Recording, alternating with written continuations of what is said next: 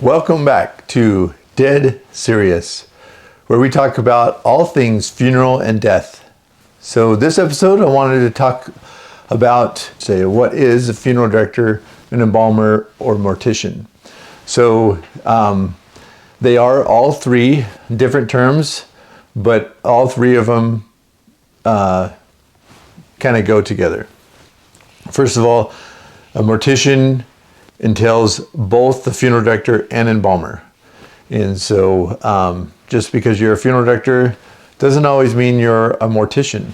The definition of a mortician is somebody who prepares the deceased body for burial or cremation and makes funeral arrangements. So it's one word that encompasses everything to do with the funeral business. And so, but depending on the state you live in, kind of depends on what terminology that state uses for their licensing.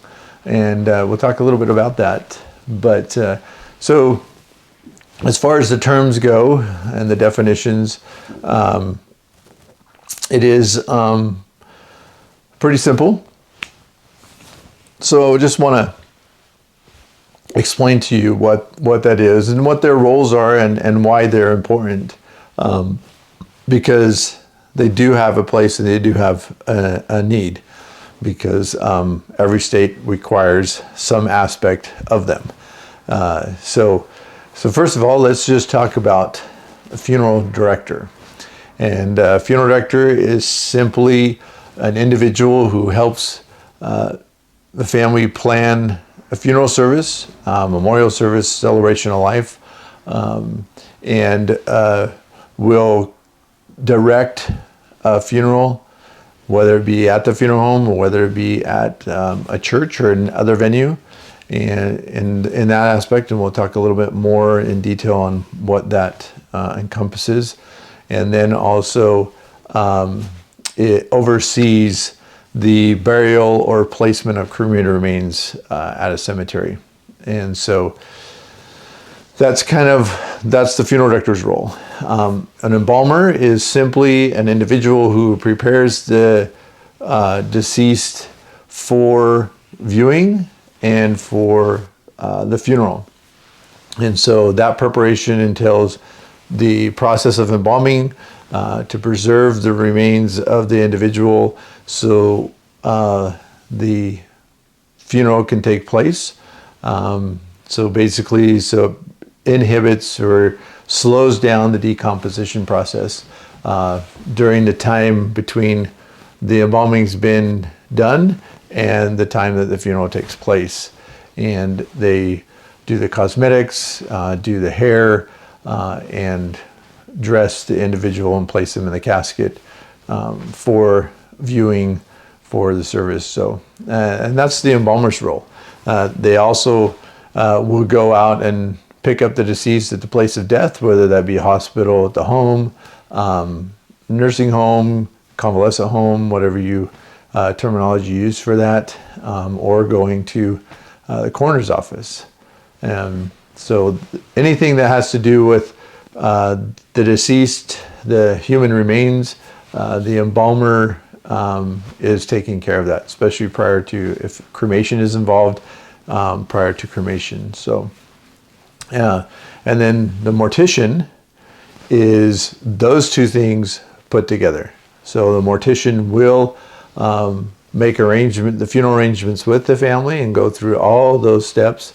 Will conduct a funeral and will oversee the transport and the burial of the individual at a cemetery, or also oversee the cremation. And then maybe the placement of the cremated remains at a cemetery, or a scattering of those, depending on the state you live in and obviously what the family chooses. But also the mortician will, again, incorporates the embalmer, where they will prepare the deceased, the human remains for viewing for burial.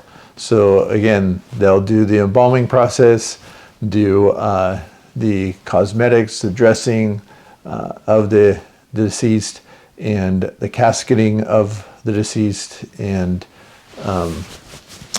so all those aspects, that's the mortician, that's the word. Now, Some states don't use the word mortician for their licensing requirements, such as Utah just uses the term funeral director, and that encompasses everything. So again, depending on the state you're practicing in, their definition of those terms might vary a little bit. California, they have 2 separate licenses. So they have a funeral director license, and then they have an embalmer's license. So if you want to do both aspects, you gotta have 2 licenses. Where Utah is 1 license, and Washington is similar, but and all the states are going to be similar in one way or the other. Something might be different a little bit here or there.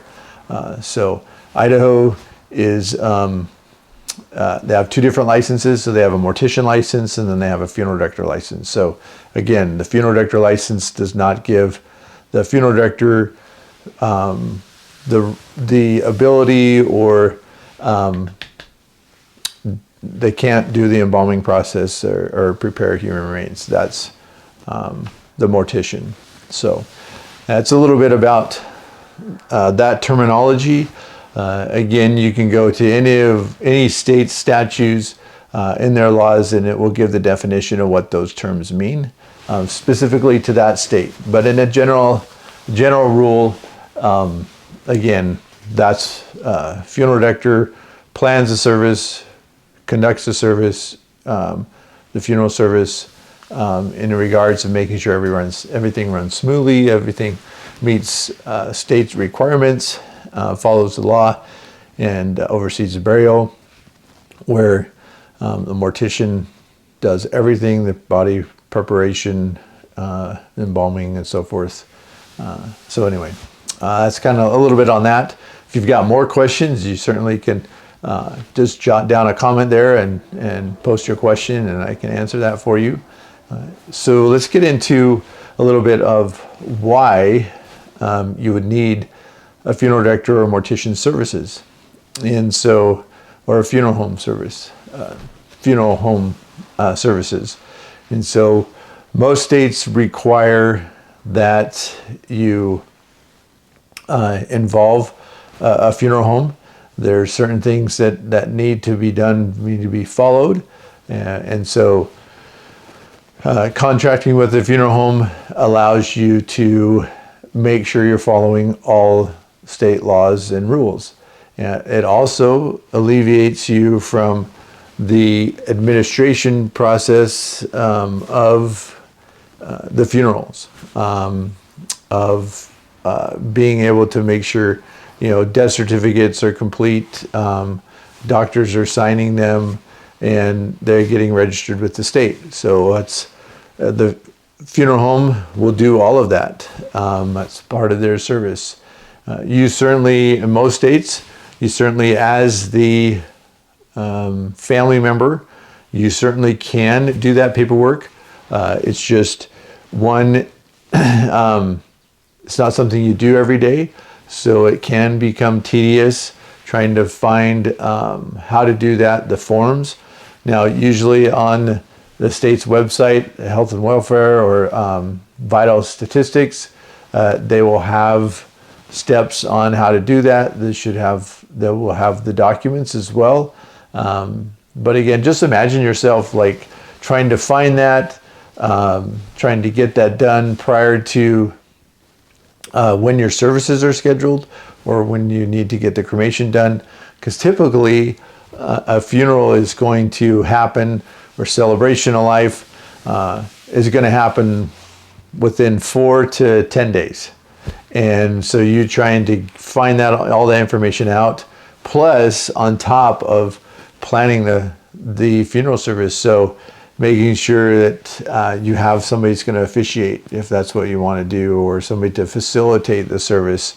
Getting photos together to do a tribute video, gathering information and trying to decide if somebody wants to speak or give you eulogy or a life sketch.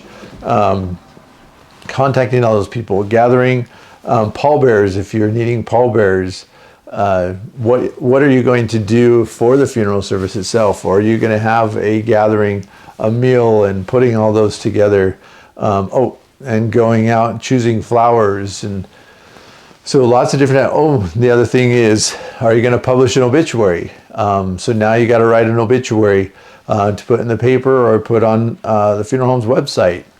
So there's a lot of components that go into the funeral itself and planning it. And so that's the role of the funeral home, the funeral director or mortician, is to help you with those. And because it is something that we do every day, it can alleviate a lot of stress and can basically take a lot of those tasks off your shoulders so that you can remember your loved one and remember that person, and not feel overwhelmed and stressed. And then by the time the funeral's over, you're like, what just happened? Like, I totally missed it. And I say that because I have directed and planned my own mother's funeral. I've had a son that died years ago, and I was kind of the main person. Although with my son, my coworker, he didn't let me do a lot of that stuff, and I appreciate that because I was able to be with my family and help them through that and be that person or be with them. And grieve myself, because you as the individual need to go through that process, and you will go through it, whether it's immediately after the service, or after the death, between the death and service, or whether it's after the service. And it could be both of those times, because there's never a time frame on it. But if you have to do administrative stuff and you go through the funeral and you miss that, then you kind of look back at that and it ends up being, what just happened? What did I miss? And so that's where the funeral home can help, because they can do that administrative stuff, and where it takes it off your shoulders, your burden. That way you can think about how you're going to celebrate your loved one's life, and thinking about those wonderful memories that you have of them, and comforting each other in your family, going through that process. And you can be present, not only physically, but mentally, during that whole process, and during the funeral, during the celebration of life. So that's the role of the funeral home, is to help alleviate that. And in this day and age, it's also, a one-stop shop, basically, kind of. And the fact is, the funeral home helps do the funeral programs, or the funeral folders, or the pamphlets, whatever you want to call them. There's different terms, and those are three probably the most used, most common terms, is the funeral folder, funeral program, or the service folders, or the pamphlets. So they help you design those, and they have the ability to put those together and print them. Now, is that something that you could do? Absolutely, and some families do that because they have family members that are in either digital marketing or some sort of design, graphics and stuff, and the family does them. But I'll tell you that some are good, and then some are, we have some families that do them, or I've had them over the years, and to be honest with you, they're pretty simple, and they could be better. But again, it's the family doing it and what they want. A lot of times the funeral home would like to do them because when people come to the funeral, everything that has to do with that funeral is a reflection of the funeral home. And so they want to make sure that, whatever it is that we're putting out there, the product or the service, that it's at its highest level of their perception, because it's going to be a reflection on them, and could be a reflection on how they take care of that decedent, behind closed doors and so forth. So it's all intertwined, And I'll just tell you, that's how I think as a funeral director, as a mortician, through all my years, is what the family is seeing, I feel, is a reflection on how I am taking care of their loved one. And so I'm always super conscious about what I do and how I do things, because it's a reflection on my work and my character. And so I would hope that I think most funeral directors, morticians are like that, but I have to say there are some that aren't. And so just like in any business or any profession, is you're going to have people that do their job well, their work well, and you're going to have some that, it's just a job. It's just something that they do. And so, again, when you're going through that process, you want to make sure that the person, the funeral home you're dealing with, is going to, treat your loved one and treat you as you and your family in high regard. And so that's just one of those things that, why most funeral homes want to do them, because, and there are some that are just cookie cutter, they're basic, they're not really personalized. So at every funeral home that I've worked at and continue to work at is, we want to make it personal to you and your family. So we take a lot of pride in what kind of service and what kind of products we produce for you. Another aspect of planning the funeral is, a lot of people do tribute videos. So they supply us with photographs and with music, and we put it together and create a slideshow, or basically it's kind of a slideshow movie that is shown during the service or during the viewing. And it's something that's, a copy that's given to the family. So again, do some families, can you do that on your own? Absolutely. And we do have a lot of people do that. But we have the funeral homes, a lot of times we'll have a special program for that. Has introductions of those videos that are put together and backgrounds. And they're all themed to the interests or hobbies of your loved one. And so, and I've had multiple people, back in the day when PowerPoint became popular, they do PowerPoints, but the problem with that is they'd bring it into the funeral home and say, here's a, like a CD of it, and it wouldn't work because it's PowerPoint. Then we went into DVDs and it kind of still didn't work. And, now we have, different kind of, there's iPhoto is starting to do. And so there's different softwares that, yes, can do that. But ours are strictly and focused on the funeral aspect. So, but yes, you as a family can do that. But again, if, it's going to take you time. And if that's something you don't want to worry about, again, giving it to somebody else, then the funeral home has that capability of doing that. And I would say, I'm not going to say all funeral homes, but I would say most do.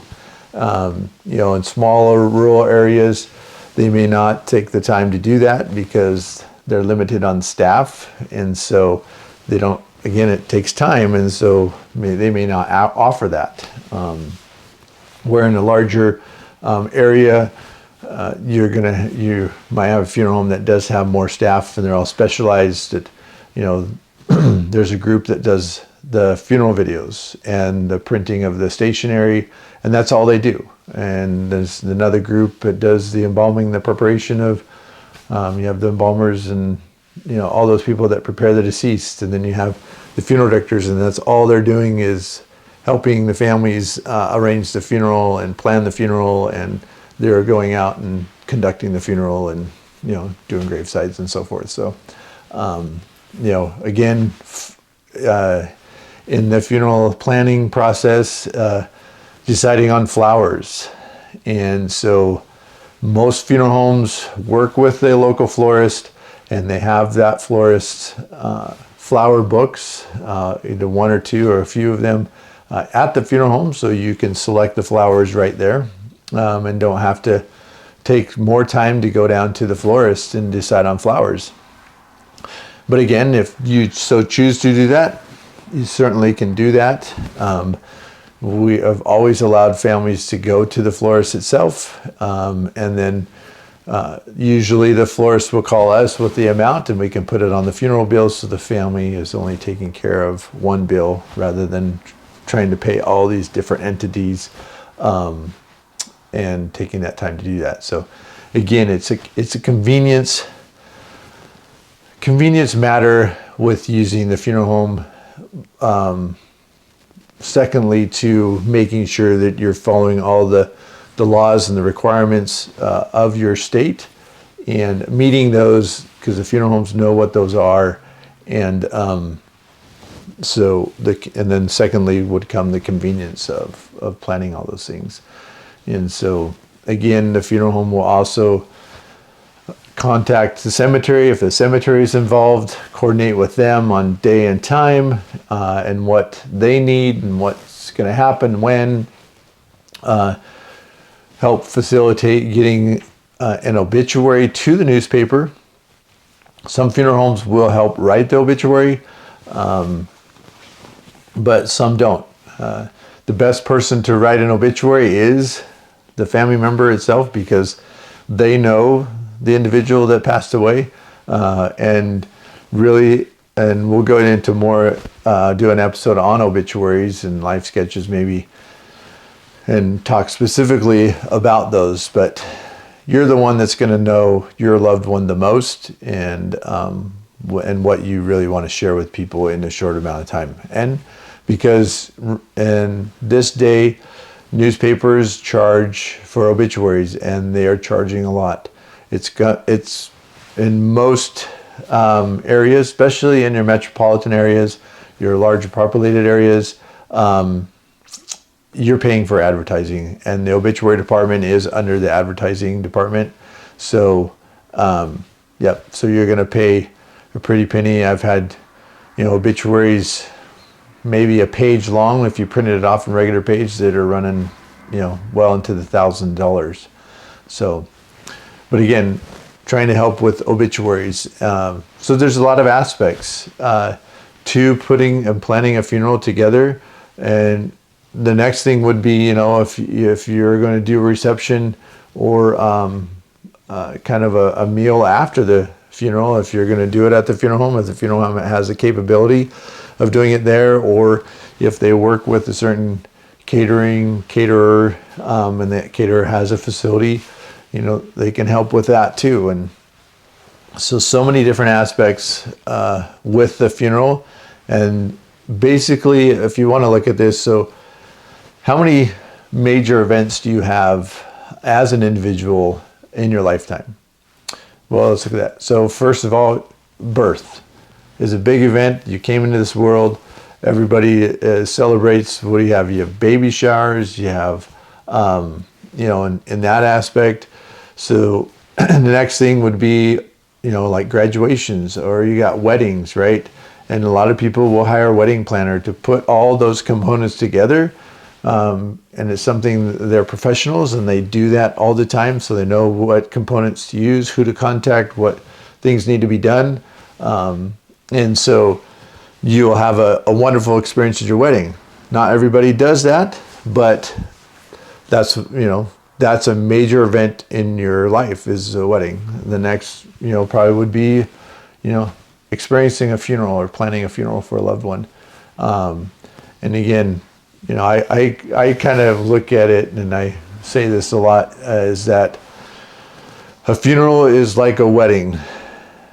All the same components you have, for the most part, are the same. But instead of spreading it out over months or maybe years of planning it, you're planning it within 4 to 10 days on an average. So putting all those components in that short amount of time, you do need somebody to help you. And that's where the funeral home comes in, and your funeral director comes into play. And but some families choose to do something here and something there. And they do that for two reasons.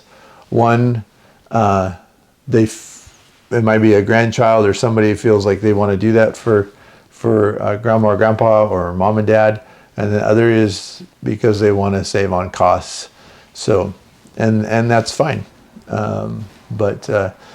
So that's the role of the funeral director mortician, right?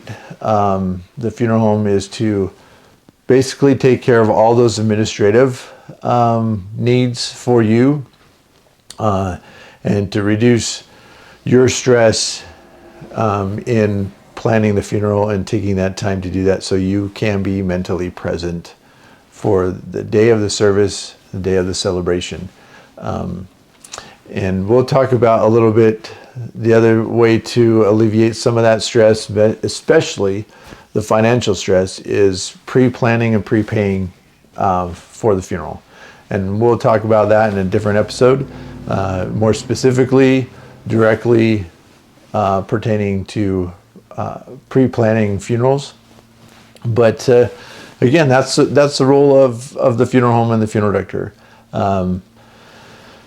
Lots of different things. So, again, I've been doing this for many years, and not every funeral is the same. So there's not a specific way it has to be done, because again, the person is an individual. You as a family, have your own culture, your own beliefs, your own religion, and if all that is taken into consideration, then you're going to have a different experience than somebody else, because we're all individuals, and that individual is just going to be different. And again, the whole aspect of funerals is similar, and the base of it is going to be the same from one to the other, but the overall experience is going to be different. So don't be afraid. Like, I know I've had some people's like, how do you do this? What are you supposed to do? And again, that's our role as a funeral director, is to help guide them, give them options, and steer them in the way they feel they need to go and they want to go. And so, but finances always come into play. For the most part, they do, and some people want a lot of things, but the finances aren't there, and that's where pre-planning, prepaying your funeral can help alleviate some of that stress. So, but again, whatever questions or comments that you have, please post them, and so that way I can answer them, kind of, again, alleviate the stress for you, and to just demystify all those maybe rumors that you've heard about funerals, about death, and anything that you want to talk about or you want to see an episode about, put it in the comments, and definitely can address that and have an episode pertaining to that, because I just know wherever I go and people find out what I do for a living, it's a conversation piece. There's question after question, and sometimes they're afraid to ask some of those questions because they don't want to feel like it's morbid, or they don't want to feel like, it's weird or anything like that. And I'm willing to answer any question. I know I'm kind of opening up for maybe some weird or strange questions, but it's something, something you're going to experience at least once in your lifetime, and possibly multiple times. So it's not something to be afraid of. I don't believe anyway. It is different. It can be strange because it's not something you do all the time. And people always tell me or say to me, it's like, man, I don't know how you do this job. I couldn't do it. And the first thing I always tell them, I says, well, it's a good thing it's not my family member every time, because I probably wouldn't be doing this if it was a family member every time.